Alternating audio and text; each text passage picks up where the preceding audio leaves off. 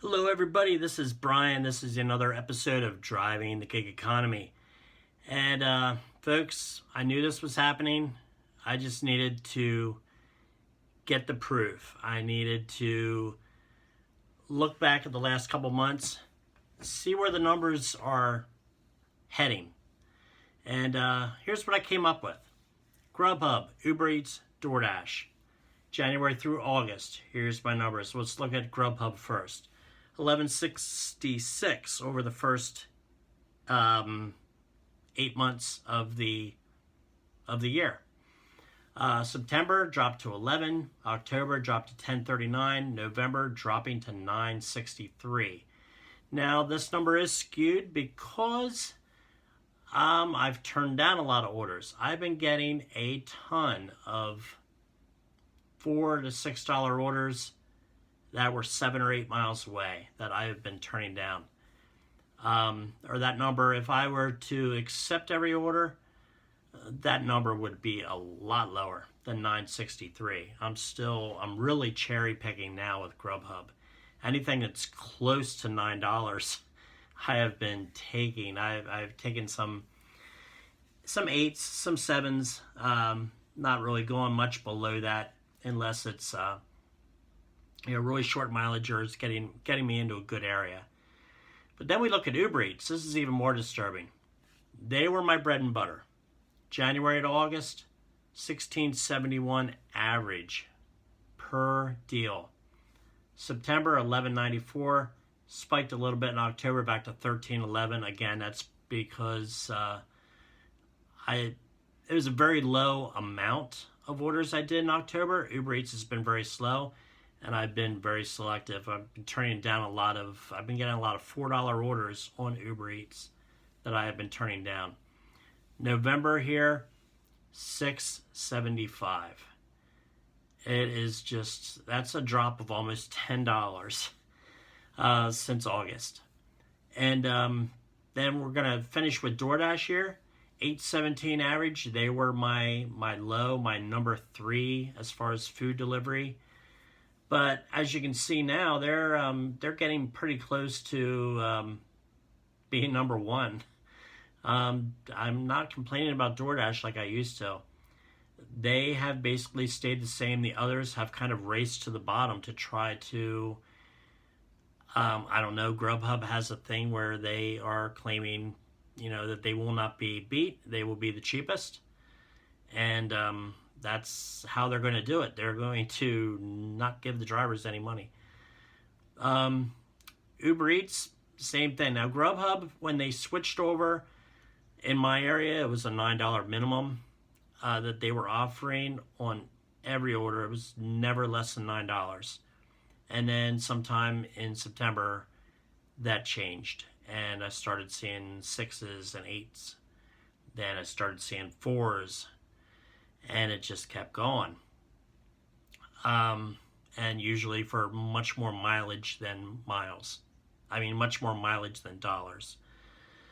So, I shied away from Grubhub, started doing a little bit more DoorDash, and I haven't been upset with DoorDash. There's still some low offers, but I have seen a lot of hidden tips where the amount shown is $6.25, and it usually ends up being more than that. So any order that I see at $6.25, I'm taking it, and generally it has been a hidden tip there. So watch those orders. When you get a $6.25, just keep an eye on those. Uber Eats, the interesting thing that I've seen, and I'm going to show you some screenshots here of some orders that I just went back to, just took a random day on a Wednesday in April 14th. Now we see this one here, 6.4 miles, 22 minutes. You see a trip supplement of 523, a base of 418. Now 418 base with the 6.4 miles, I guess it's okay. But there's a trip supplement there. Now we see the next one, 0.9 miles. This had a base of $2.27, a trip supplement of $7.69. So the actual fare was $9.96. When you go back to the last one, the fare was $9.41. Now these are ones that you should be able to do over 2.5 an hour or so, because they're taking around 20 minutes or less. The next one here, another one that's less than a mile. And this one is $10.39 fare because the trip supplement is $8.04. So not even talking about tips. We're just leaving the tips out of it. Looking at the base, looking at the trip supplement.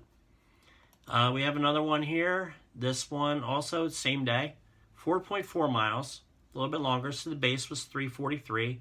Still a trip supplement of $8.26. So that made the fare $11.69. Then you throw an $8 tip on top of that. Now, we move to November, and we see what we have here. This is Monday, November 8th, a 10-minute duration, 1.6 miles, a fare of $4, $1.59 base, so just about $1 per mile on that with the base. Time, really, I don't know how they figure that into that. Trip supplement of $2.41. Then we see another one. So that one was a $7 trip. We see another one here for 1.8 miles. This one, a trip supplement of, 43 cents.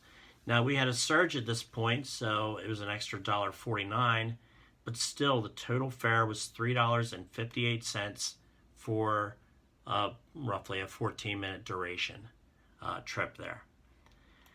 And we have another one here, a 17-minute trip, 1.8 miles again, $1.50 trip supplement, $1.67 base, so roughly about a little less than $1 per mile for the base pay, so a fare of $3.17.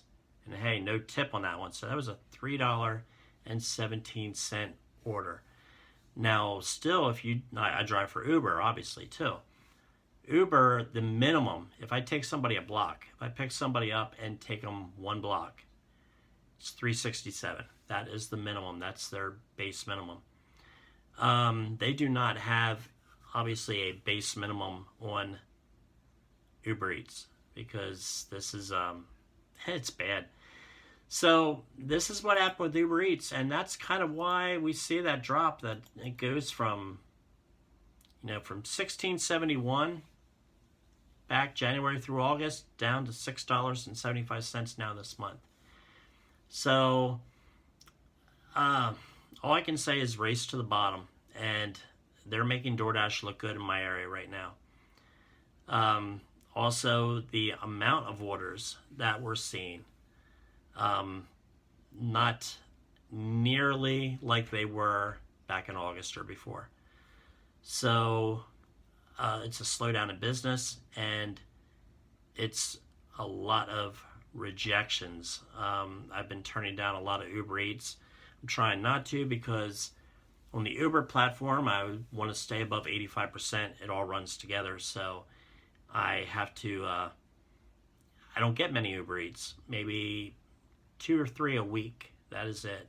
Mostly it's Uber when it's UberX, so I'm doing the rideshare. But I had an Uber Eats today again that I turned down because it was 11 miles and it was $7 and change. But it, for a holiday, well, not a pre-holiday night, this was just at around 6:30 on it's the night before Thanksgiving. I was not going to waste my time going to a Wendy's that is super slow for $7 to go 11.43 miles or whatever it was. It's bad in this market here. And I've kind of heard that other areas, it's the same thing. Let me know if you're multi-apping and doing all these apps. If you keep track of this sort of thing like I do, let me know if you see that kind of trajectory downward that I've seen. It's pretty amazing because you used to be able to go out there and work 4 hours and have over $100, no problem. But that is very stifled now. Instead of 4 hours, we're looking more like 7, sometimes 8 hours. if it's a slow day, to make that $100. So, till next time, stay safe out there. Keep an eye on your money. Don't take trash. If everybody turns it down, they'll have to boost up their prices. But unfortunately, I think there's people in every market that will take anything that comes along. That's one thing with DoorDash. People are like, I want to be top dasher. I have opinions about that. I really don't think it's worthwhile. I am in no way a top dasher. I'm right around 25%, I think, on DoorDash with my acceptance. So you will not see me top dashing. But I don't think it's worthwhile. Same thing with Grubhub. I don't do blocks. I haven't done a block in probably 4 or 5 months.